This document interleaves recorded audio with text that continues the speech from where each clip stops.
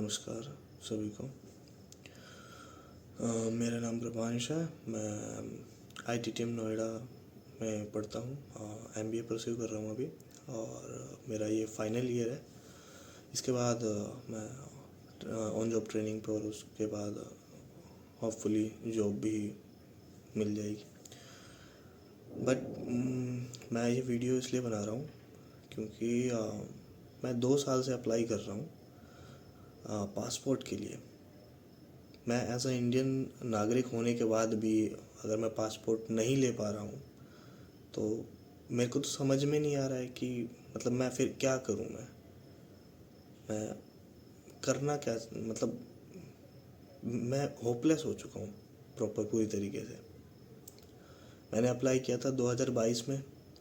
Police verification में मना कर दिया गया क्योंकि तुम्हारे पास रेंट एग्रीमेंट पुराना नहीं है। पुराना, मैं 25 साल से ऑलमोस्ट, जब से मैं पैदा हुआ ऑलमोस्ट तब से ही मैं गुड़गांव में ही रह रहा था। और मैंने अप्लाई किया, ठीक है। मेरा वेरिफिकेशन के लिए फ़ोन आया, मैं गया वहाँ पे। जाने के बाद पता चलता है कि तुम कितने साल से रह रहे हो। मैं कहता हूँ इतने साल से रह रहा हूँ मैं गुड़गांव में, पर फ्रिक्वेंटली भी चेंज होते रहते हैं, ऐसा नहीं कि एक ही जगह रह रहे हैं। अब रेंट पे ले रहे हैं तो हम चेंज कर भी रहे हैं साथ साथ। तो उनका कहना है कि अगर तुम इतने साल से रह रहे हो तो पुराना वाला भी लेके आओ। अब पुराना वाला कैसे लेके आएंगे हम? ज़रूरी नहीं है कि सारी जगह पे आपका रेंट एग्रीमेंट मांगा जाता है, और कोई नहीं बनवाता है। अगर आपको बिलीव नहीं हो तो आप खुद चले जाना, कोई भी पर्सन। बस ये ना बताना कि हम ऐसे ऐसे। बस आप रेंट के लिए घर पूछना, कोई सा भी, ठीक है, 1 RK 1 BHK जो कुछ भी है, कोई रेंट एग्रीमेंट नहीं बनवाता है क्योंकि किसी को ज़रूरत नहीं पड़ती है। बट मेरे पास था उस टाइम पे रेंट एग्रीमेंट। 2022 की बात बता रहा हूँ। 2022 में मेरे को रिजेक्ट कर दिया गया कि तेरे पास पुराना रेंट एग्रीमेंट नहीं है। तो अब जब पुराना रेंट एग्रीमेंट नहीं है तो तुम्हारा नहीं होगा। उन्होंने कैंसिल कर दिया। उन्होंने बोल दिया तुम्हें जाना पड़ेगा दिल्ली। चलो ठीक है, किसी कारणवश मैं नहीं जा पाया, ठीक है। चलो कोई नहीं, कोई दिक्कत नहीं है, अगली बार ट्राई कर देंगे। अभी रिसेंटली मैंने अप्लाई करा फिर से 2 महीने पहले। फिर उसके बाद क्या होता है, सारी चीज़ें पासपोर्ट सेवा केंद्र वाले अप्रूव कर देते हैं, गुड़गांव वाले सब कुछ अप्रूव कर देते हैं। पुलिस वेरिफिकेशन में गया। अब इस मंथ में क्या होता है, 2 अक्टूबर को मेरे जो फैमिली है वो शिफ्ट होती है यहाँ गुड़गांव से झांसी के लिए। क्यों? उसका एक रीज़न भी है। मेरे पिताजी रिटायर हो चुके थे और यहाँ पे रहने का कोई फ़ायदा नहीं था। बट भैया के पास गवर्नमेंट क्वार्टर मिला हुआ था, तो हम लोगों ने वहाँ शिफ्ट हो गए। ऑलमोस्ट सभी लोग वहाँ चले गए। बट जो मैंने एप्लीकेशन डाली थी वो तो मैंने अगस्त में डाली थी। तो अब जब मैंने अगस्त में एप्लीकेशन डाली है तो अब मेरे को अक्टूबर का मैं फ्यूचर तो देख नहीं सकता, मैं प्रिडिक्ट कर नहीं सकता ना। तो अब यहाँ से हमने खाली कर दिया रूम। उसके बाद क्या होता है, पुलिस वेरिफिकेशन के लिए मेरे पास कॉल आता है दिवाली से 1 दिन पहले, तकरीबन 17 तारीख को, आई थिंक, जहाँ तक मेरे को याद है। तो अगर 17 तारीख को मेरे पास कॉल आ रहा है, मैंने उनको सिचुएशन बताई कि ऐसे ऐसी बात है कि हमारे घर वाले सभी लोग शिफ्ट हो गए हैं वहाँ के लिए। तो फिर भी पुलिस वाले आते हैं वहाँ पे, आके पूछ के जाते हैं ऑनर से। ऑनर ने, मैंने कहा ऑनर को भी फ़ोन करके कि जो जो बातें हैं वो सच सच बता दो कि अभी अभी गए हैं ये और ऐसे ऐसे था। तो कहते ठीक है चलो। अगले दिन मैं सुबह पहुँचता हूँ गुड़गांव सदर थाना, जितेंद्र जी से मिलता हूँ। उन्होंने कहा कि तुम्हारा काम हो गया है, तुम्हें मेल आ जाएगा, चाहे जो कुछ भी, तुम्हें इन्फॉर्म कर दिया जाएगा। मैंने कहा ठीक है। और यही सेम चीज़, यही सेम पर्सन जितेंद्र 2022 में भी मेरे साथ इसने ये किया, ठीक है। चलो अब क्या होता है, अब यहाँ से मेल आता है मेरे पास दिल्ली रीजनल ऑफिस पासपोर्ट वाला। तो वहाँ से मेल आता है मेरे को कि ऐसी ऐसी चीज़ है, आपको आना पड़ेगा। ठीक है, मैं आज जाता हूँ। आज मैं दिन में पूरा दिन लगा के मैं गया।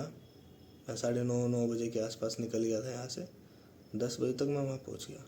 मैंने जाके अपना सारा काम, मतलब सारी लाइनिंग में लग के अपना नंबर लेके, और जब जाता हूँ मैं ऑफिसर के पास, तो उनका कहना ये था, मैंने उनको सिचुएशन बताई कि ऐसे ऐसी बात है, हमने अभी 2 तारीख को शिफ्ट करा है। अब हमें पता नहीं था कि ऐसा होगा, पर मेरा परमानेंट एड्रेस तो सेम है, आप उसके ऊपर दे सकते हो मेरे को। तो उनका ये कहना था कि नहीं, परमानेंट एड्रेस पे मिलता ही नहीं है, रेजिडेंशियल एड्रेस पे मिलता है। तो इन चीज़ों का, अगर परमानेंट एड्रेस पे नहीं मिलता है तो मेरे को ये बता दीजिए, तो परमानेंट एड्रेस लेते क्यों हैं? क्यों बताते हैं कि हम इंडियन सिटीज़न हैं? अरे इंडियन सिटीज़न होने का फ़ायदा ही क्या, जब वो रह ही यहीं रहा है रेजिडेंशियल एड्रेस पे, तो फिर क्या ही फ़ायदा उसका?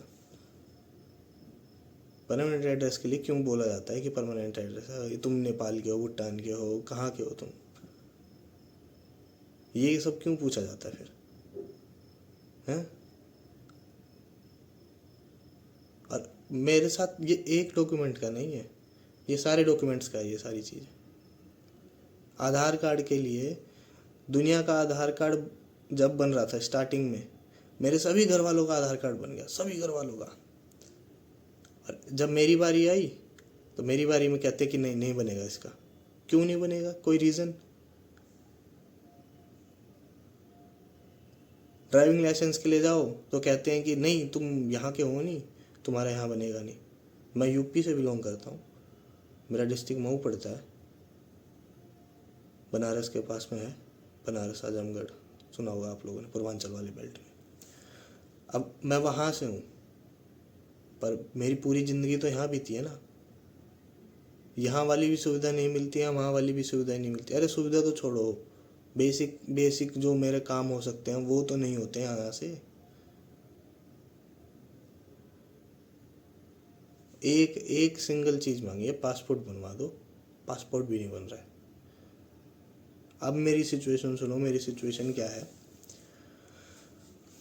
मैं अभी पढ़ रहा हूँ IITM नोएडा, ठीक है, और मैक्स टू मैक्स मुश्किल से मैं 3 महीना 4 महीना और रहूँगा यहाँ, ठीक है।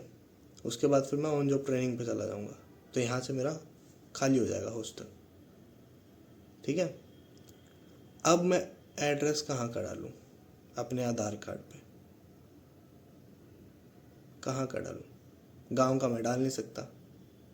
गांव का डालूँगा तो वहाँ पे वेरिफिकेशन करवाने पड़ेंगे, और वहाँ मैं अभी जा नहीं पाऊँगा, जिस हिसाब से मेरी पढ़ाई और बाकी चीज़ें मेरी छूट जाएंगी। मेरे एग्ज़ाम्स आ रहे हैं, नवंबर में मेरे इंटरनल एग्ज़ाम है, एक्सटर्नल मेरे दिसंबर में है। फिर उसके बाद मेरा नया सेशन स्टार्ट होएगा। मेरे को OJT के लिए कंपनियाँ को अप्रोच करना है, कॉलेज वाले भी कंपनियों को अप्रोच कर रहे हैं ताकि बच्चों का फ्यूचर अच्छा हो सके।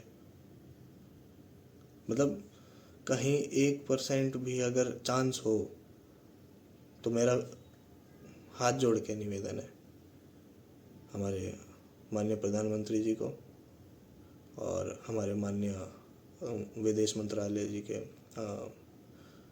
डॉक्टर एस जयशंकर जी से, प्लीज़ पासपोर्ट बनवा दीजिए प्लीज़। मैं आपको सारी डॉक्यूमेंट्स दे रहा हूँ, मेरा वोटर ID गांव से बना हुआ है, क्या दिक्कत है उसमें? उसमें मेरा परमानेंट एड्रेस है, सारी चीज़ें हैं। क्यों ऐसे क्यों किया जा रहा है बार बार कि क्या मैं घूस नहीं दे रहा हूँ तो मेरा काम नहीं हो रहा है? वही मेरे साथ के सभी लोगों का बन चुका है, वही सभी लोगों का वही देखते हैं वेरिफिकेशन, पर सबका बन रहा है, बस मेरा नहीं बन रहा है कि मैं पैसे नहीं दे पा रहा हूँ क्या? बाकी लोग दे देते होंगे, मेरे को तो ऐसे ही लगता है। और ये एलिगेशन नहीं है, कह सकते हैं इसे, ये मेरा एक क्वेश्चन है, डाउट है कि ऐसा क्यों हो रहा है, या तो मेरे को उसका जवाब मिल जाए। और मैं अगर, चलो मान लो वो भी छोड़ो, चलो उनकी भी कोई गलती नहीं है, उनको तो जो प्रोटोकॉल मिला हुआ वो फॉलो कर रहे हैं। मैं अगर मैं अभी अप्लाई करूँ पासपोर्ट के लिए, मेरे पास तो कोई एड्रेस नहीं है, मैं तो हॉस्टल में रह रहा हूँ, कॉलेज के हॉस्टल में। कॉलेज का मैं तो डाल नहीं सकता अपने आधार कार्ड पे, एड्रेस कॉलेज का मैं डाल नहीं सकता हूँ। चलो मान लो मैं गांव का डालता हूँ, पर जो ये 3-4 महीने हैं ये तो मेरे ऑक्यूपाई हुए हैं यहाँ पे। मैं पढ़ूँगा कब? अगर मैं गांव जाऊँगा तो मैं पढ़ूँगा कब? मेरे को 16 से 18 घंटे लगेंगे जाने में, घर पहुँचने में, यहाँ से नोएडा से। मेरा 3 दिन उसमें चला जाएगा, 4 दिन उसमें चला जाएगा, और वो भी कंफर्म नहीं है कि वहाँ जाके बन जाएगा जब यहाँ नहीं बन रहा है तो। जबकि मैं यहाँ तो बचपन से ही रह रहा हूँ, मैंने स्पोर्ट्स खेला यहाँ पे, स्कूल में, सरकारी स्कूल में पढ़ा हूँ, गवर्नमेंट कॉलेजेस में पढ़ा हूँ, और क्या चाहिए? उनको सारे डॉक्यूमेंट्स दिखाओ तो कहते नहीं, हो गया ठीक है जाओ तुम्हें आ जाएगा। अरे मतलब एक चांस तो छोड़ दो मेरे लिए कि मैं भाई कम से कम कुछ तो कर लूँ लाइफ में। स्पोर्ट्स में गया था तो स्पोर्ट्स में कहते ही नहीं तू यहाँ से नहीं है, तेरे को यहाँ का एड्रेस चाहिए, तो यहाँ का एड्रेस करवाया चलो किसी तरह कि रेंट एग्रीमेंट पे रह रहे हैं, आधार कार्ड पे यहाँ का एड्रेस डलवा देते हैं। स्पोर्ट्स खेला उसमें भी यही था कि हाँ भाई ठीक है आगे बढ़ो आगे बढ़ो।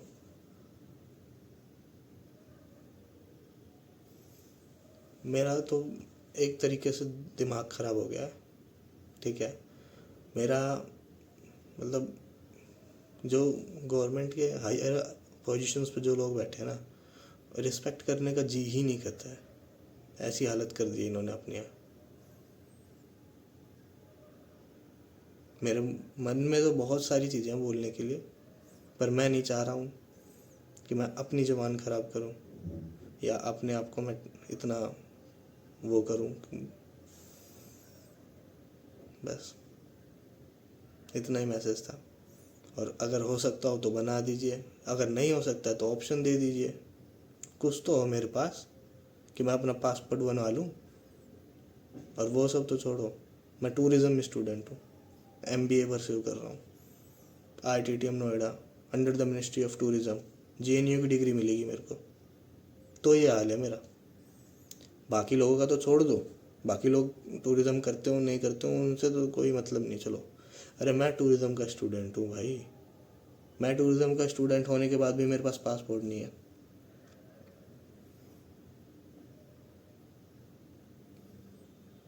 अब बताओ, अब लोग बोलेंगे कि भाई चलो कोई नहीं, पासपोर्ट नहीं है कोई दिक्कत नहीं, पासपोर्ट हो जाएगा तो तू बाहर चला जाएगा। अरे भाई जाऊँगा क्यों नहीं मैं? हैं? यहाँ जिसको देखो वो पैसा मांगता है,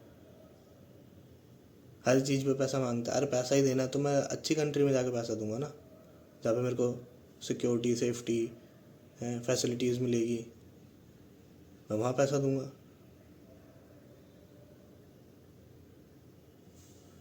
मैं ज़्यादा वीडियो बड़ी नहीं करना चाहता, बस मेरा इतना ही कहना है कि अगर हो सकता हो तो कोई ऑप्शन दे दो, ठीक है। अगर नहीं हो सकता तो वो ही बता दो प्लीज़। रिक्वेस्ट है आप लोगों से हाथ जोड़ के। धन्यवाद।